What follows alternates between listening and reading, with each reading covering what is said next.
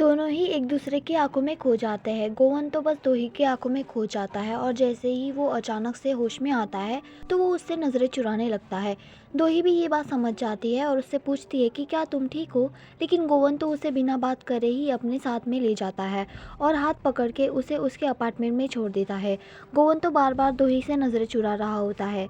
गोवन जैसे ही लिफ्ट में जाता है तो उसकी सांस में सांस आती है और वो अपने दिल पर हाथ रखता है जो कि बहुत ही ज़्यादा जोर से धड़क रहा होता है। और ऐसा गोवन के साथ 200 साल में पहली बार हुआ था, जिसकी वजह से गोवन काफ़ी ज़्यादा कंफ्यूज होता है। उसे तो कुछ भी समझ में नहीं आ रहा होता है कि आखिरकार ये सब क्या हो रहा है उसके साथ। और वहीं दूसरी तरफ सरी जब अपने डांस प्रैक्टिस कर रही होती है तो उसका ध्यान अपने से ज़्यादा गोवन और दोही पे ही होता है, जिससे कि उसके हाथ में चोट लग जाती है। फिर मिस्टर पार्क उसके हाथों में बैंडेज करके देते हैं और वो वहाँ उनसे पूछती है कि क्या बॉस और दोही के बीच में कुछ चल रहा है, जहाँ पर मिस्टर पार्क उसे समझाते हुए कहते हैं कि वैसे ये होना तो बहुत ही मुश्किल है, क्योंकि हमारे बॉस के सीने में जो दिल है ना, वो तो एकदम बर्फ़ की तरह जम चुका है, जिसका पिघलना बहुत मुश्किल है। ये बात तो तुम बहुत अच्छे से जानती होगी, क्योंकि तुम भी तो सालों से बॉस पे लाइन मार रही हो, लेकिन वो तो तुम्हें घास भी नहीं डालते।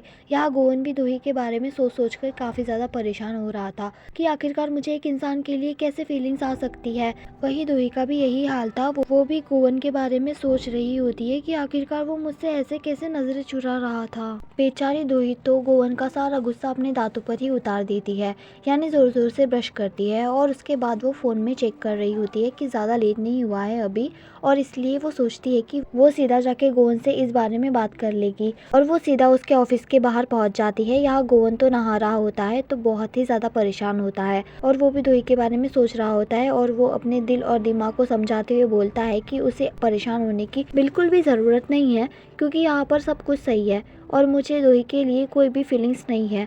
और वही जैसे ही दोही उसके ऑफिस के अंदर आती है तो उसे एक पेंटिंग दिखाई देती है, जो कि दोही बहुत ध्यान से उस पेंटिंग को देख रही होती है।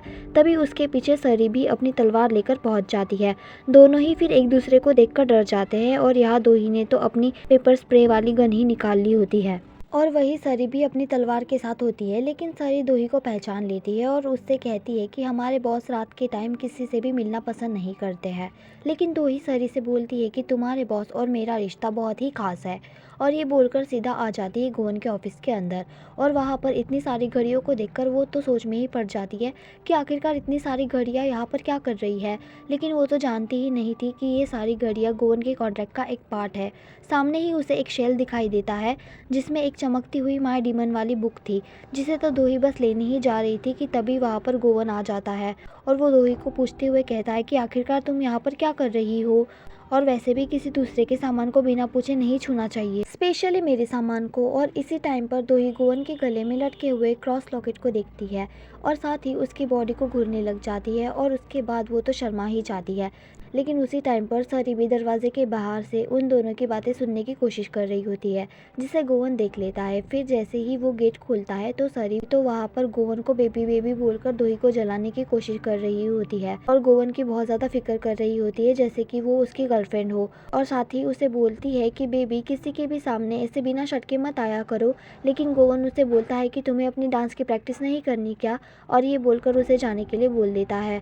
और यहाँ दोही उससे पूछती है कि आखिरकार ये लड़की है कौन तुम्हारी। तो गोवन बहुत ही ज़्यादा रूड होते हुए बोलता है कि तुम मेरी पर्सनल लाइफ में दखल ना दो, जिसे सुनते ही दोही तो उदास हो जाती है और उससे पूछती है कि आखिरकार मेरी गलती क्या है।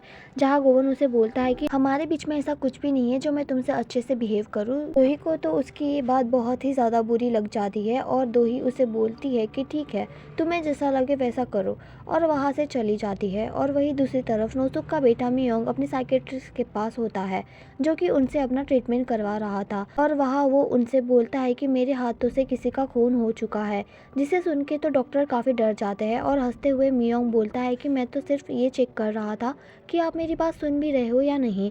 और जैसे ही वो वहाँ से उठकर जा रहा होता है तो डॉक्टर उसे बोलता है कि ये तो सच में एक साइको है।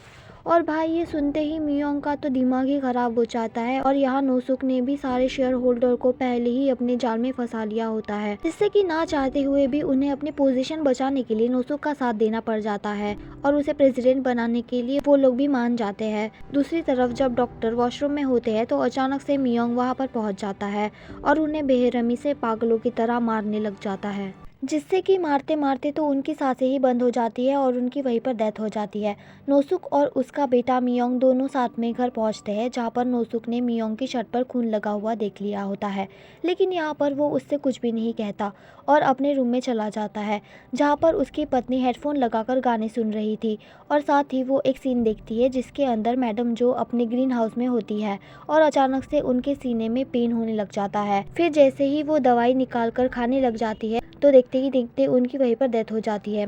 नोसुक जल्दी से अपनी वाइफ के कानों से हेडफोन निकाल लेता है, जिससे कि वो काफ़ी ज़्यादा डर जाती है और ऐसे एक्ट कर रही होती है कि जैसे कुछ हुआ ही नहीं हो। और नोसुक उससे मियोंग के बारे में पूछता है कि आजकल उसे क्या हुआ है, लेकिन उसकी वाइफ बोलती है कि मैं उसके बारे में कुछ भी नहीं जानती। वहीं दूसरी तरफ उस खूनी ने उस मिस्टीरियस मैन को माफिया गुंडों के साथ में फाइट वाली दोही और गोवन की वीडियो भेजती होती है। लेकिन जिस जिस जगह गोवन ने अपनी पावर का यूज़ किया था, वो सारी की सारी क्लिप्स खराब हो गई थी और सही से चल नहीं रही थी। खूनी भी उस मिस्टीरियस मैन को चैटिंग के थ्रू बता रहा था कि गोवन कोई आम इंसान नहीं है, बल्कि उसके पास कुछ पावर्स है। और ये जानकर तो मिस्टीरियस मैन और भी ज़्यादा खुश होता है और बोलता है कि फिर तो उसके साथ लड़ने में बहुत मज़ा आएगा।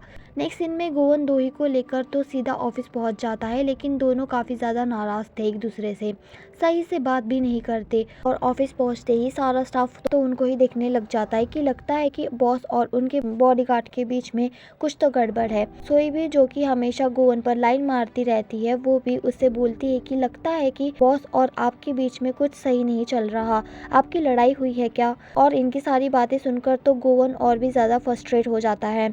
दोही की सेक्रेटरी में शिन बार बार गोवन को दोही के पास कुछ काम के लिए भेज रही थी, लेकिन गोवन तो उन्हें बार बार इग्नोर कर रहा था, जिससे कि उन्हें काफ़ी गुस्सा आता है। और जैसे ही वो आती है तो सारे स्टाफ के साथ साथ गोवन भी उन्हें देखकर काफ़ी ज़्यादा डर जाता है और वो उसे डांट कर दोही के पास जाने के लिए कहती है। और वही दूसरी तरफ हम देखते हैं कि जैसे ही दोही अपने रूम से बाहर आती है तो उसे लिफ्ट से निकलते हुए एक मिस्टीरियस इंसान दिखता है, जिसने काले कलर के कपड़े पहने थे और हेलमेट लगा रखा था। वो डिलीवरी बॉय बनकर वहाँ पहुँचा था और जैसे ही वो दोही को छूने के लिए जाता है तो मिस शिन वहाँ पहुंचकर उसको मारने लग जाती है। फिर गोवन भी सीधा जाकर दोही को संभालते हुए बोलता है कि तुम ठीक तो हो ना।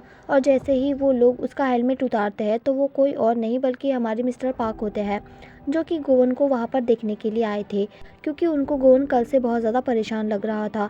लेकिन यहाँ तो गोवन उनके ऊपर ही उल्टा गुस्सा हो जाता है और बोलता है कि जब से आपने मुझे वो बॉडीगार्ड वाली मूवी दिखाई है, तो तब से जब भी मैं दोही के पास जाता हूँ तो उसे देखते ही मेरे दिल में। और इसके आगे वो कुछ और बोलता कि तभी दोही और मिस शिन वहाँ पर पहुँच जाते हैं और इतनी बड़ी गलतफहमी के लिए वो दोनों मिस्टर पार्क को सॉरी बोलते हैं। लेकिन मिस्टर पार्क तो और ज़्यादा गुस्सा हो जाते हैं, क्योंकि वो तो बार बार मिस्टर पार्क का गलत नाम जो ले रही थी। और यहाँ गोवन फिर उनसे चुप होने के लिए बोलता है और उन्हें पीछे ही कर लेता है। और वही हम उस खूनी को भी देखते हैं, जो कि भेस बदलकर ऑफिस में पहुंच चुका था और उसका पूरा ध्यान दोही और गोवन के ऊपर ही था। सीन शिफ्ट होता है, सब लोग मीटिंग में होते हैं, जहाँ सारे शेयर होल्डर ना चाहते हुए भी नोसुक को प्रेसिडेंट बना देते हैं। लेकिन यहाँ पे परेशानी वाली बात तो कुछ थी ही नहीं, क्योंकि नोसुक सिर्फ तब तक ही प्रेसिडेंट रहने वाला था जब तक कि दोही मैडम जो कि रखी गई कंडीशन को पूरी नहीं कर देती। ये वही शादी वाली कंडीशन थी जिसमें दोही को 1 साल के अंदर ही शादी करनी होगी और उसके बाद वो प्रेसिडेंट बन सकती है। मीटिंग खत्म होते ही सुओन आ जाती है दोही को ताने मारने के लिए, लेकिन इस बार सिर्फ उसका पूरा पूरा साथ दे रहा होता है और ये बात सुओन को बिल्कुल भी अच्छी नहीं लगती और इसलिए वो तो उल्टा उसको भी ताना मारकर वहाँ से चली जाती है।